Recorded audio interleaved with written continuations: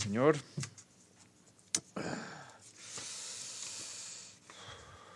Good afternoon. A few items for you today. As you saw in a statement we issued last night, the Secretary General expressed his sadness at the passing of his predecessor, Javier Pérez De Cuéllar, whom the Secretary General called an accomplished statesman, a committed diplomat, and a personal inspiration who left profound impact on the United Nations and our world. Mr. Pérez De Cuéllar's life spanned not only a century, but also the entire history of the United Nations, dating back to his participation in the first meeting of the General Assembly in 1946. His tenure coincided with two distinct eras in international affairs. First, some of the iciest years of the Cold War, and then with the ideological confrontation at an end, a time when the UN began to play more fully the role envisaged by the founders. Mr. Pérez De Cuéllar played a crucial role in a number of diplomatic successes, including the independence of Namibia, an end to the Iran-Iraq War, the release of American hostages from Lebanon, the peace accord in Cambodia, and on his very last days in office, a historic peace agreement in El Salvador. The Secretary General extends his deepest condolences to Mr. Pérez De Cuéllar's family, the Peruvian people, and so many around the world and in this building whose lives were touched by a remarkable and compassionate global leader who left our world a better place. I also want to note that former Secretary General Ban Ki-moon has written a letter to the President of Peru saying that that Secretary General Pérez De Cuéllar, as a protector of peace, believer of human rights, and advocate of development, made a long-lasting changes that shifted the trajectory of the international community for a better future. And that letter has been shared with you electronically. And tomorrow, the UN flag here and every duty station around the world will be at half-mast in honor of the former Secretary General. I have a statement on the 50th anniversary of the entry into force of the Treaty on the Non-Proliferation of Nuclear Weapons. The Secretary General congratulates the states parties to the Treaty of the Non-Proliferation of Nuclear Weapons on the 50th anniversary of the treaty's entry into force on March 5, 1970. Throughout the past half-century, the NPT has served as an essential pillar of international peace and security and the heart of the nuclear disarmament and non-proliferation regime. It has conferred tangible security benefits on all states, parties.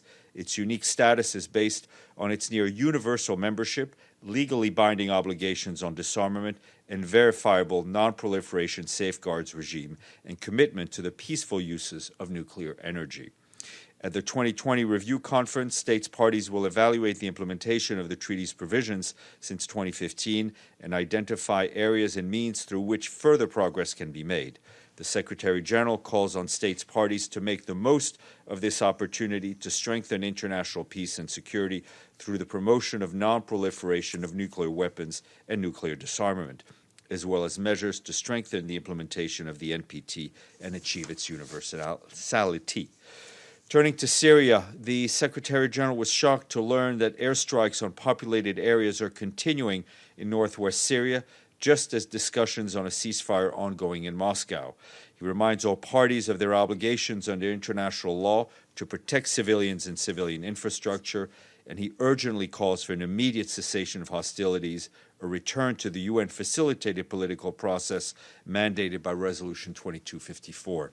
Meanwhile, the Executive Director of UNICEF and the Executive Director of the World Food Programme, Henrietta Fore and David Beasley, wrapped up a two-day visit to Syria, and it is now more urgent than ever to end the violence in the country to improve access across Syria. The two agency chiefs also stressed the need to provide families with basic services to improve their economic conditions. The full statements are online.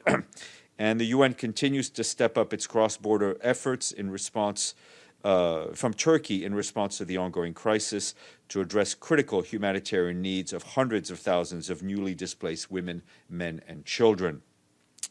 In just 4 days this month, from the 1st to the 4th of March, 130 trucks carrying food, shelter material, water, sanitation, hygiene, and nutrition assistance for over 309,000 people in the northwest part of Syria have been sent through the Bab al-Hawa and Bab al-Salam border crossings, as authorized by the Security Council. This is in addition to more than 2,000 trucks that went through in January and February. This assistance is life-saving, but as we have been clear, more very often, more has to be done to meet these high needs. The United Nations is currently pushing for more trucks to be able to go through the border. And on COVID-19, the head of the World Health Organization, Dr. Tedros, told reporters in Geneva that the global total reported cases stands now at 95,265, with 3,281 deaths. He said there are encouraging signs in the Republic of Korea, where the number of newly reported cases appears to be declining.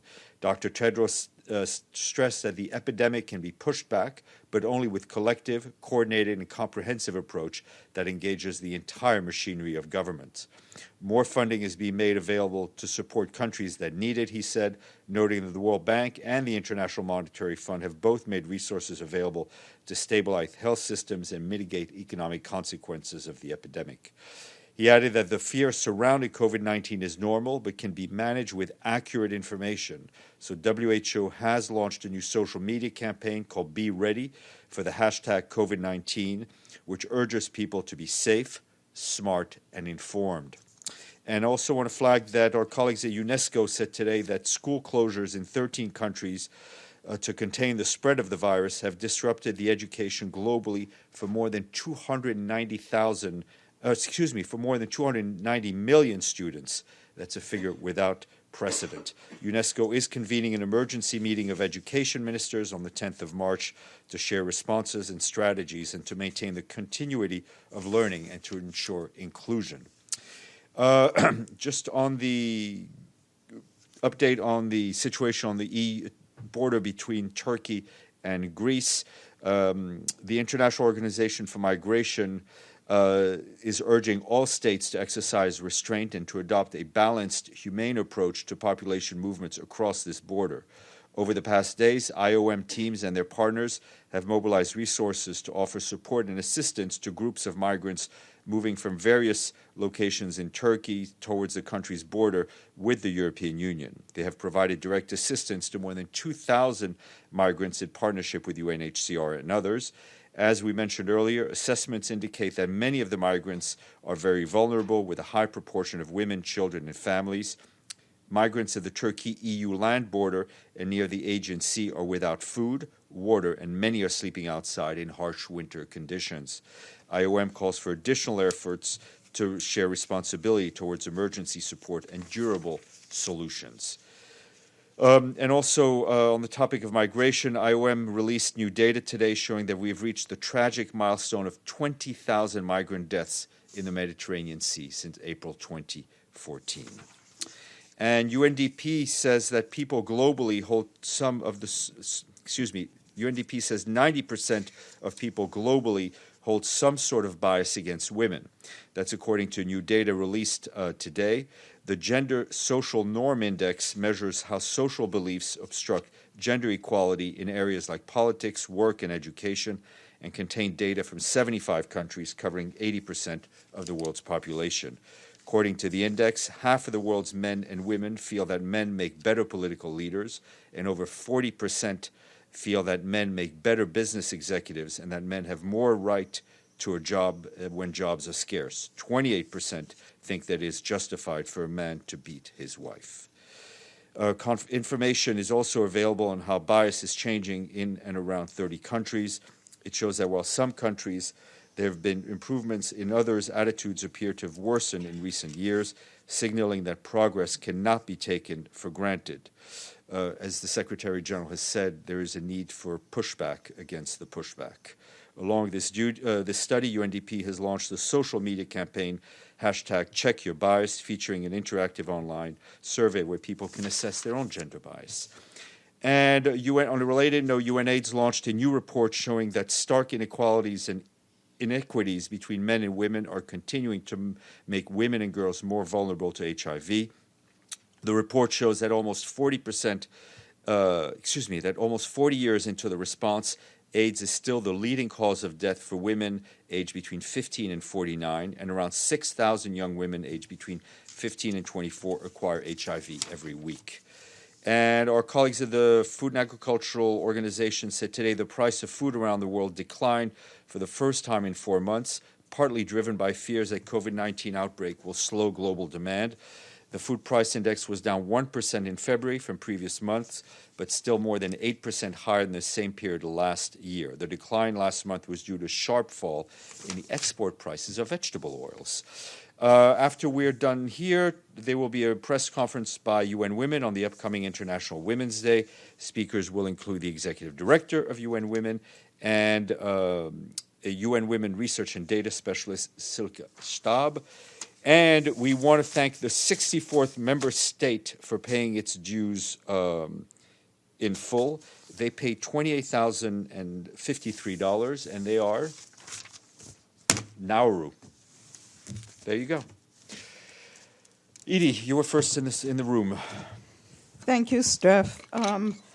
You said that the Secretary General is shocked about the airstrikes on populated areas in northwest Syria at a time that the leaders of Russia and Turkey are meeting.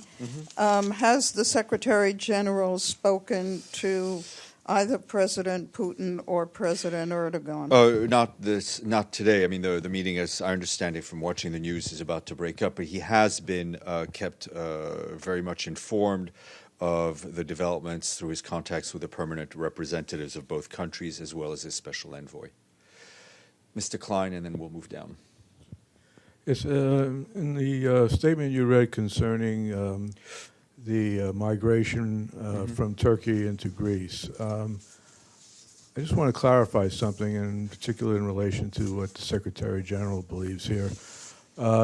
Does he believe that there should be a continued regular flow of these migrants unimpeded into Greece because of their condition? That's number one. And number two, what does he say about the apparent massing of troops by Turkey to enable that flow? Is that a positive step, or could that be viewed as really an interference in Greece's sovereign decisions? I have no particular information on Turkish troop movements. What I can tell you is it's not for the Secretary General to decide whether or not there should be a flow of people and whether or not people are on the move. People are on the move for a variety of reasons. What is critically important is that their rights be respected, their dignity be respected, that there is global solidarity, that there be greater solidarity within the EU. This is something that he has said. He had said on a number of occasions, and that that member states live up to the commitments they've made through the Charter or through the Convention on Refugees. So, is what you're saying, in essence, that he does not have an opinion one way or the other as to whether Greece should open up its borders further to these migrants coming from Turkey? Every country has, this has been a bedrock principle, every country has the right to control its borders. There are also people's lives at risk, and each of these people, whether they be migrants or refugees, have to be treated with dignity. They need support. They need humanitarian help. And at the end of the day, we also need to resolve the conflict which is forcing these people to flee. Madame, welcome back. Thank you. Hi there. Yes. The Secretary of State Pompeo today made some comments about the ICC launching an investigation into the situation in Afghanistan, including alleged human rights abuses or war crimes by U.S. officials. He said that it was a truly breathtaking action by an unaccountable political institution masquerading as a legal body. I'm wondering if the Secretary General has any response to that, and whether it was justified to take out this investigation. We're aware of the decision by the appellate chamber of the ICC, which authorizes, you say, the prosecutor to start an investigation to alleged crimes under the ICC's jurisdiction in Afghanistan. It's not for us to comment on these decisions. The Secretary of State was commenting on the decision of the court. The court made its decision. Mario. Does he have any concerns, the Secretary General, about the ICC prosecutor being able to get visas to come to the United States these now? They're different issues. They are We hope that every member states, their requirements on their host country agreement. We hope that if the ICC prosecutor or any other official is able to come and speak here at the UN.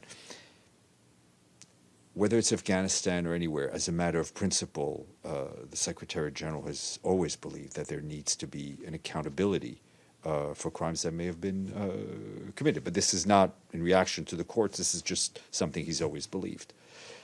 Mario. Just to follow up on the migrants issue, does the Secretary General have any reaction to the use of tear gas and other very forceful measures at the border to stop the... Countries have a right to defend and deal with their own borders. We always call for restraint and the avoid of any use of things that, of methods that may harm human beings. Stefano. Yes, follow up on migrants or refugees, depends how we want to call them. Well, it depends on the case of each individual. Yes, if they're Syrian... No, I mean, it's not what you want to call them. If they're Syrians, probably are refugees. Does the Secretary General...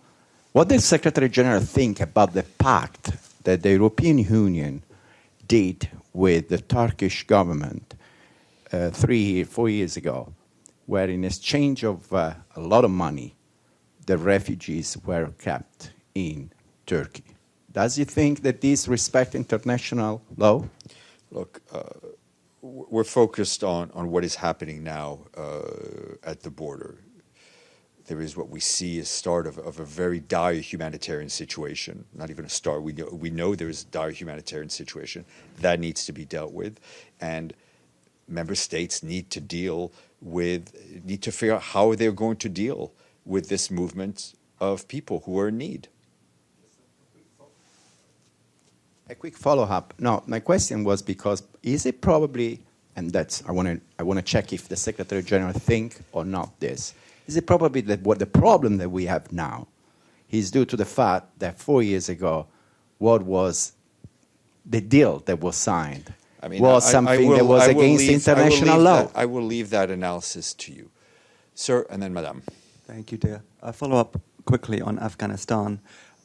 Does the UN believe that Afghanistan and the US should cooperate with the prosecution? That's a question up to member states. Yes, Madame Zehil. Le micro, s'il vous plaît. Le micro, please. The microphone, please. So our worldwide audience can hear you. Yes. Mr. Cuellar, the UN Secretary General for the Middle East, is in Lebanon right now. Mm-hmm. He's visiting Lebanon. Do you have any readout from his visit? No, first of all. Second, is it going? They are discussing the changing of the mandate of UNIFIL mandate. Is there any news regarding this matter? Well, I'm always happy to highlight my own ignorance. I had no idea he was in Lebanon, so we can find out. We can try to get some details for you. As for the mandate of UNIFIL, that's a question for member states to establish. And on you don't have any readout? No, as I said, you've taught me something today. I had no idea he was there, but let me find out. Yes. On a separate court case in the UK, a court has ruled that the Vice President and Prime Minister of the UAE, Sheikh Mohammed Al Maktoum, did indeed deploy agents to detain his daughters, princesses, one of them in the UK and one of them off the coast of India. What does the UN say about this? I haven't seen the details. Let me look, and I'll get you some language. Now that Sherwin's arrived, we can go get our guest.